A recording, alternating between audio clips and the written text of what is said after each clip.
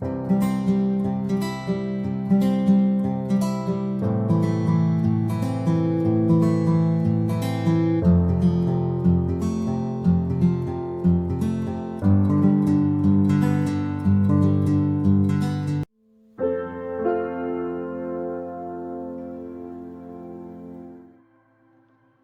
To study blog में आप सभी का स्वागत है।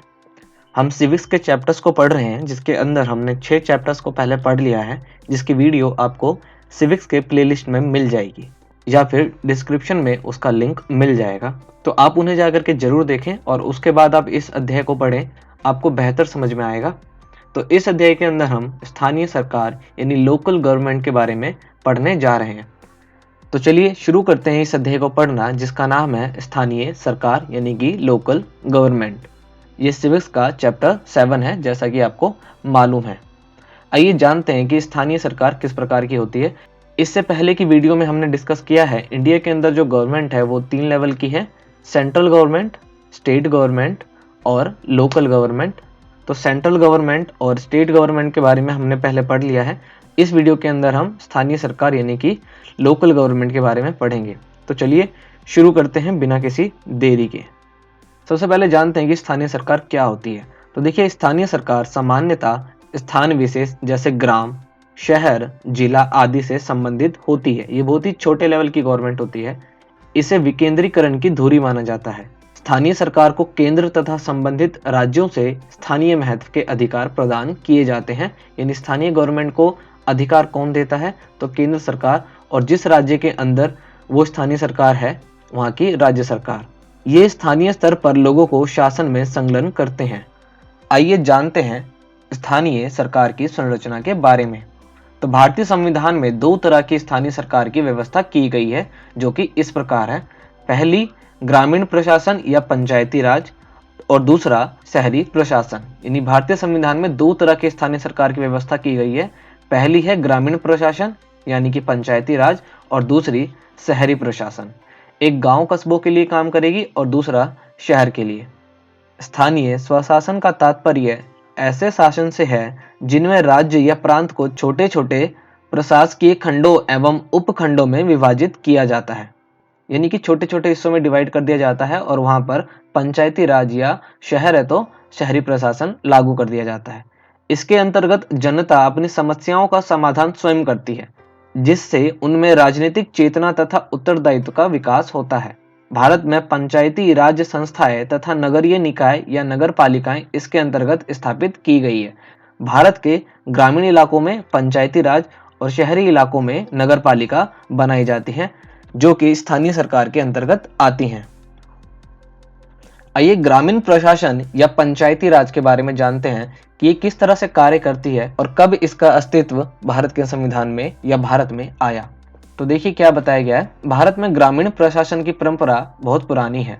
पंचायती राज प्रशासन या शासन के विकेंद्रीकरण की अवधारणा पर आधारित है।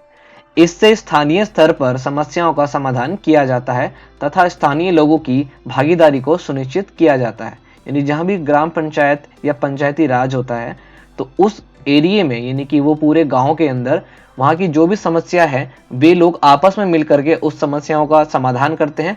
बार बार गवर्नमेंट को भी परेशान नहीं करते, जिस कारण ये जो पंचायती राज है ये गवर्नमेंट को काफी फायदा देती है कि हर एक चीज के लिए व्यक्ति को गवर्नमेंट के पास नहीं जाना होता, स्टेट गवर्नमेंट के पास नहीं जाना होता। वो आपस में ही पंचायती राज में या जिला प्रशासन के अंदर जाकर के अपनी समस्याओं का समाधान खुद से ही ढूंढ सकती है।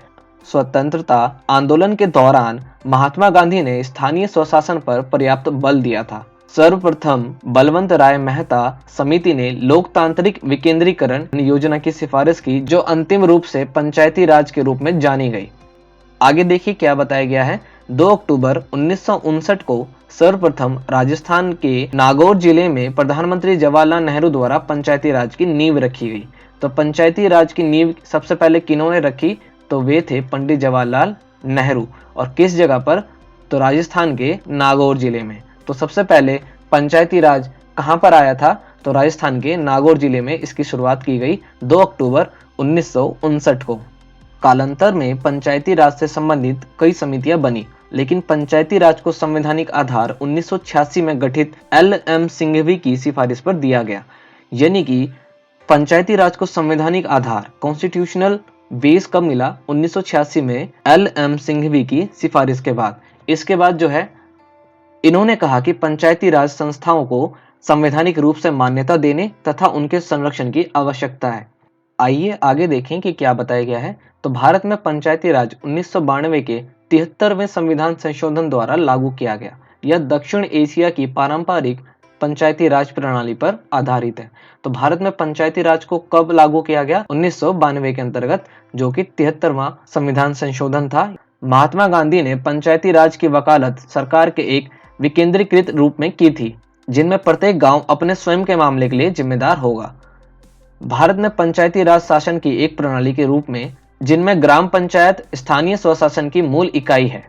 इसके बाद पंचायती राज संबंधित समितियों के बारे में बताया गया है। तो पहली समिति थी बलवंत राय मेहता समिति 1957, ये त्रिसत्रीय पंचायत समिति थी। उसके बाद अशोक मेहता समिति 1977, फिर जीवीके राव समिति, फिर एल.एम. सिंघवी समिति 1986। इन्होंने राज्य को संवैधानिक दर्जा दिलाने के लिए सिफारिश की थी, यानी कि पंचायती राज को संवैधानिक दर्जा दिलाने के लिए सिफारिश की थी। आइए 73वां संविधान संशोधन अधिनियम 1992 के बारे में पढ़े, यानी 73rd कॉन्स्टिट्यूशनल अमेंडमेंट एक्ट 1992, जो कि पंचायती राज के बारे में था। यह अधिनियम 24 अप्रैल 1993 को प्रभाव में आया, जिसकी मुख्य विशेषता निम्न प्रकार है।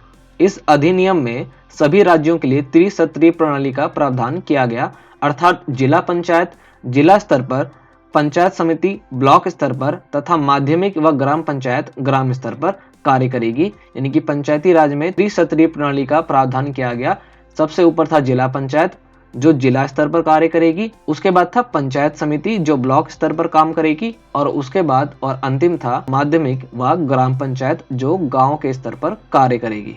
11वीं अनुसूची के दौरान पंचायती राज अधिनियम को सम्मिलित किया गया, जो एक नवीन जोड़ी गई अनुसूची थी। 11वीं अनुसूची में पंचायतों के कानून क्षेत्र के साथ 29 विषय वस्तु शामिल है।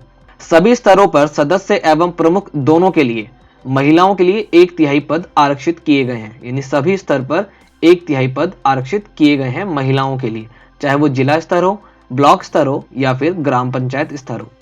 अनुसूचित जाति एवं जनजातियों के लिए भी सभी स्तरों पर आरक्षण का प्रावधान किया गया है। पंचायतों का कार्यकाल 5 वर्ष का होगा। तो पंचायत का कार्यकाल कितने वर्ष का होता है? तो वो 5 वर्ष का ही होता है। राज्य वित्त आयोग का गठन किए जाने का प्रावधान अनुच्छेद 40 के अंतर्गत ग्राम पंचायत को गठित करने का अधिकार राज्य को दिया गया है। यानी कि ग्राम पंचायत किसके अंतर्गत गठित होती है? तो वो राज्यों के अंतर्गत गठित की जाती है। आइए अब जानते हैं ग्रामीण प्रशासन के स्तर। तो ग्रामीण प्रशासन निम्न 3 स्तर पर कार्य करता है, जिसमें पहला था ग्राम पंचायत। यह गांव के 18 साल से ऊपर के लोगों की सभा है। यानी कि इसके अंदर गांव के प्रत्येक व्यक्ति जो 18 साल से ऊपर है वो यहाँ पर जा सकते हैं। ग्राम सभा गांव या गांव के समूह द्वारा निर्मित होती है। इस सभा के प्रत्येक सदस्य को मत देने का अधिकार होता है। यह सरपंच और इसके सदस्यों द्वारा मिलकर बनती है, जिन्हें पंच कहा जाता है। ग्राम पंचायत ग्राम सभा की एक समिति द्वारा गठित होती है। यह गांव की समस्या को समझती है और उनको दूर करने के लिए उचित कदम उठाती है। ग्राम पंचायत के सदस्यों में अनुसूचित जाति और महिलाओं का भी होना जरूरी है, जो कि 1/3 हिस्सा महिलाओं के लिए आरक्षित किया गया है। ग्राम पंचायत करों को लगा सकती है तथा वसूल भी सकती है। सरकार के कल्याणकारी कार्यक्रमों का क्रियान्वयन और जल स्रोतों, सड़कें, स्कूल की देखरेख करती है। तो ये था ग्राम पंचायत के बारे में कि ग्राम पंचायत के अंदर कौन जा सकते हैं? तो वे सभी जो 18 साल से ऊपर हैं। ग्राम सभा गांव या गांव के समूह द्वारा निर्मित होती है और वो गांव के अंदर कार्य करती है। इसके अंदर सरपंच होते हैं, जो इसी के सदस्यों द्वारा मिलकर के बनते हैं, जिनको पंच कहते हैं। इन व्यक्तियों की संख्या 5 होती है। आइए जानते हैं कि ग्राम पंचायत किस प्रकार के कार्य को करती है। तो ग्राम पंचायत मुख्यतः निम्न कार्य को करती है, जैसे कि कृषि का विस्तार, स्थानीय कर लगाना या वसूल करना, पशुपालन, दुग्ध व्यवसाय या मुर्गी पालन को बढ़ावा देना, ग्रामीण विकास को बढ़ावा देना, बाजार एवं मेले की व्यवस्था करना, जन कल्याणकारी सरकारी योजनाओं को लागू करना, खादी, ग्राम एवं कुटीर उद्योग को बढ़ावा देना, मत्स्य उद्योग को बढ़ावा देना तथा अन्य। तो इस तरह के कार्य ग्राम पंचायत करती है। ग्राम पंचायत के अंतर्गत एक पटवारी होता है। तो पटवारी का मुख्य कार्य भूमि का मापन और भूमि का लेखा जोखा रखना होता है। पटवारी को भिन्न भिन्न राज्यों में अलग अलग नामों से जाना जाता है, जैसे कुछ गांव में लेखपाल कहते हैं, कुछ गांव में कानूनगो कहते हैं आदि। पटवारी तहसीलदार के प्रति उत्तरदायी होता है, यानी कि पटवारी जो होता है वो तहसीलदार के अंतर्गत आता है। तो पटवारी का कार्य क्या है? भूमि का मापन करना और भूमि के बारे में लेखा जोखा रखना। उसके बाद है पंचायत समिति। तो पंचायत समिति पंचायती राज प्रणाली का द्वितीय स्तर है। इसके अंतर्गत ग्राम पंचायत आती है। यह जनपद पंचायत के नाम से भी जानी जाती है। यह ग्राम पंचायत और जिला परिषद के बीच की महत्वपूर्ण कड़ी है। इनके सदस्यों का चुनाव प्रत्यक्ष न होकर इनके सदस्यों के बीच से ही होता है। इनके कार्यों के अंतर्गत सामुदायिक विकास और करों का निर्धारण करना आता है, जैसे कि जल, व्यापार तथा टोल टैक्स आदि। इसके बाद है जिला परिषद। यह भारत में पंचायती राज व्यवस्था की सर्वोच्च संस्था है। यह जिले में ब्लॉक समितियों के कार्यों को समन्वित करती है।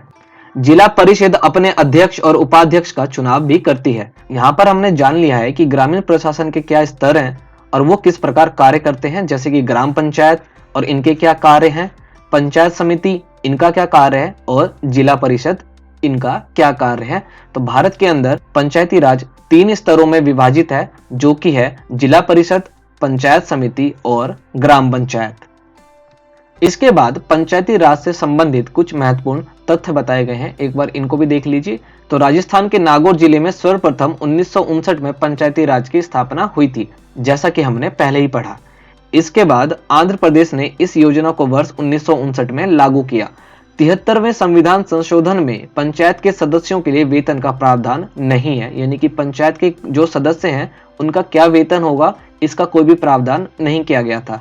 पंचायत में महिलाओं के लिए आरक्षण की व्यवस्था की गई, जिससे ग्रामीण महिलाओं की शासन में भागीदारी को सुनिश्चित किया जा सके।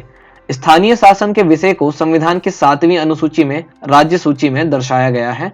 नागालैंड, मेघालय और मिजोरम में कोई भी पंचायत नहीं है। तो ये था पंचायती राज से संबंधित कुछ महत्वपूर्ण तथ्य कि सबसे पहले पंचायती राज कहां पर शुरू किया गया था, कौन सा संशोधन किया गया था, महिलाओं के लिए कितने प्रतिशत आरक्षण की व्यवस्था की गई है और कौन से ऐसे राज्य हैं जहां पर पंचायती राज नहीं है।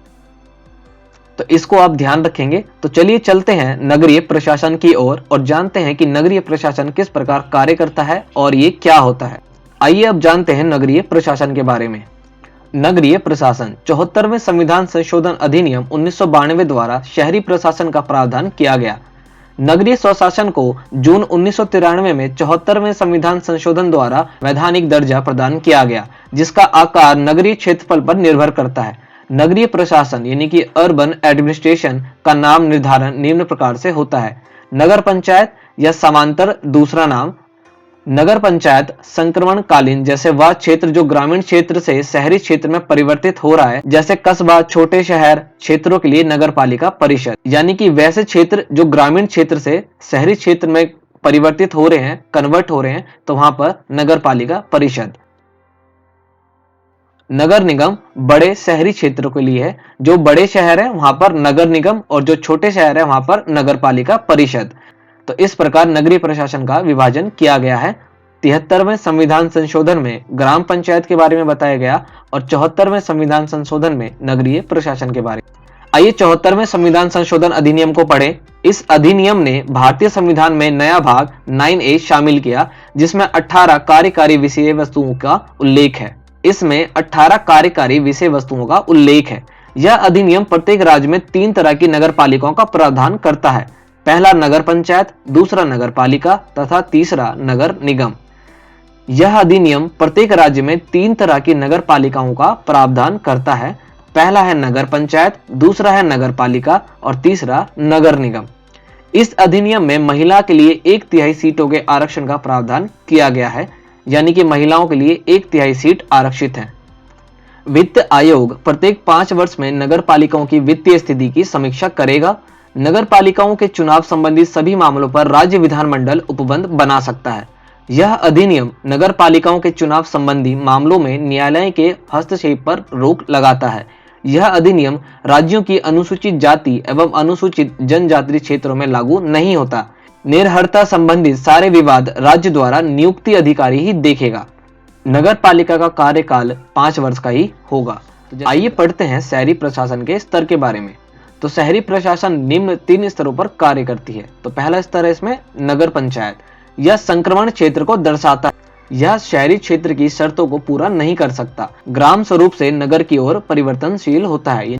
यानी कि ग्रामीण क्षेत्र जो है वो शहरीकरण की ओर परिवर्तन हो रहे हैं, यानी ग्रामीण क्षेत्र जो है वो शहरी क्षेत्र में परिवर्तित हो रहे हैं, तो वहां पर नगर पंचायत बनाई जाती है। इसकी जनसंख्या नगर से कम तथा ग्राम से अधिक होती है। इसके बाद है नगर पालिका। नगर पालिका छोटे शहरों या नगरों के लिए जिनकी जनसंख्या 20,000 से अधिक तथा 5 लाख से कम हो, ऐसे क्षेत्रों के लिए स्थापित की जाती है। नगर निगम की तरह नगर पालिका के पास भी परिषद, स्थायी समिति तथा मुख्य कार्यकारी अधिकारी नामक क्षेत्र आते हैं। मुख्य कार्यकारी अधिकारी की नियुक्ति राज्य सरकार के द्वारा की जाती है। उसके बाद तीसरा है नगर निगम, म्युनिसिपल कॉरपोरेशन। यह बड़े शहरों जैसे मुंबई, दिल्ली, कलकत्ता जिनकी जनसंख्या 5 लाख से अधिक है, वहां के लिए बनाई जाती है। नगर निगम के सदस्य शहर के वार्ड द्वारा चुने जाते हैं। मेयर और उप मेयर का चुनाव सदस्यों के बीच से ही होता है। तो नगर पंचायत कहां पर होती है? तो नगर पंचायत ऐसे क्षेत्रों में होती है जो ग्रामीण से शहरी क्षेत्र में परिवर्तित हो रहे हैं। नगर पालिका कहां होती है? जिसकी जनसंख्या 20,000 से 5 लाख के बीच में होती है। और जिन क्षेत्रों की जनसंख्या 5 लाख से अधिक होती है, वहां पर नगर निगम प्रशासन बनाया जाता है। अगर आपको ये वीडियो अच्छी लगी है तो वीडियो को लाइक करें, ज़्यादा से ज़्यादा शेयर करें ताकि सभी बच्चों को इसका लाभ मिल सके। चैनल पर अगर आप नए आए हैं तो चैनल को सब्सक्राइब करना बिल्कुल भी ना भूलें। सब्सक्राइब करके बेल आइकन को जरूर ऑन करें ताकि आने वाली वीडियोस की नोटिफिकेशन आपको टाइम पर मिल सके। मिलते हैं नेक्स्ट वीडियो में नए टॉपिक के साथ, तब तक के लिए जय हिंद।